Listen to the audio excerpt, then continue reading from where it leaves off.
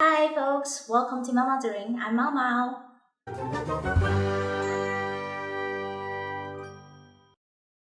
The consonants I'm going to introduce today are velar consonants. Velar consonants are articulated with the back of your tongue against the velum, aka the soft palate, which sits at the back roof of your mouth, right behind the hard palate. Are all voiceless consonants. But if you have learned pinyin before, your Mandarin teacher may teach them as voiced g, k, h, right? This is quite normal because we were taught this way when we were in the elementary school. But that would not cause any pronunciation problem for us because we learned the pronunciation first as a toddler before we started to learn the pinyin, which we are actually using as a tool to help us study the Chinese characters. But if you speak another language, this may confuse you a little bit, I think. For example, gong gong means public or common. The consonant for both characters is the voiceless ong, gong, ong, gong, gong, gong, gong, gong. But if you voice as g, gong, gong, gong, gong, gong, gong, the pronunciation is not a big deal. People can definitely understand you, but what I really want to say here is that if you want to learn the more standardized pronunciation, I would suggest you to learn the formal way to pronounce pinyin by continuing watching my video. Now you may be wondering, why will we teach the wrong pronunciations? You can click the card here or check the link below to discover the rhythm behind it. Now let's get started. First one, k, k, k. And the English version is g. If I tell you there are two differences, would you be able to spell them? Let's watch it again. K, g. The first difference is the vocal cords. That is most important one because the pinyin k is a voiceless consonant. As we discussed it before, remember how we say public in Mandarin?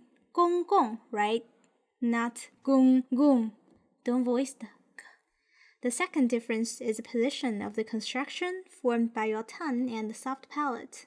To pronounce the English g, you raise up the back of your tongue, kind towards your throat, right? Which is the middle or even the back part of your soft palate. But to pronounce the pinyin k, it's better to let the back of your tongue reach up and touch the front or middle part of your soft palate, and then release a small air puff to break the construction. If you stretch the back of your tongue too deep inside, it can influence the position for pronouncing the next vowel, gong gong versus gong gong. Can you hear the difference? The first one is more correct. Other than these two differences, the other factors for pronouncing these two sounds are the same. The lips, the tip of your tongue, and the ear puff. Okay, let's move on to the next sound.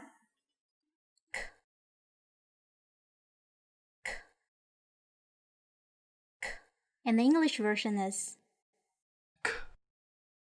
Now that they are both voiceless consonants, the only difference between them is the position of the construction formed by your tongue and the soft palate, similar to the differences between k and g. Kan means look. K plus fourth tone an. Kan. Kan. Kan. But if you stretch the back of your tongue too deep inside, it will sound like kan. Kan. Do you get it? Same here, the rest of factors for pronouncing these two sounds are the same. Okay, last but not least, the sound.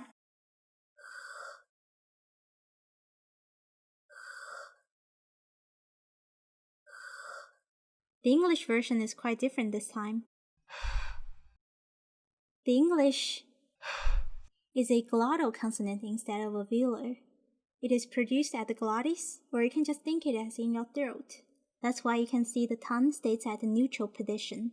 To pronounce the English, you just simply open your mouth and let the air pass through it. But the pinyin is a velar consonant, like and k.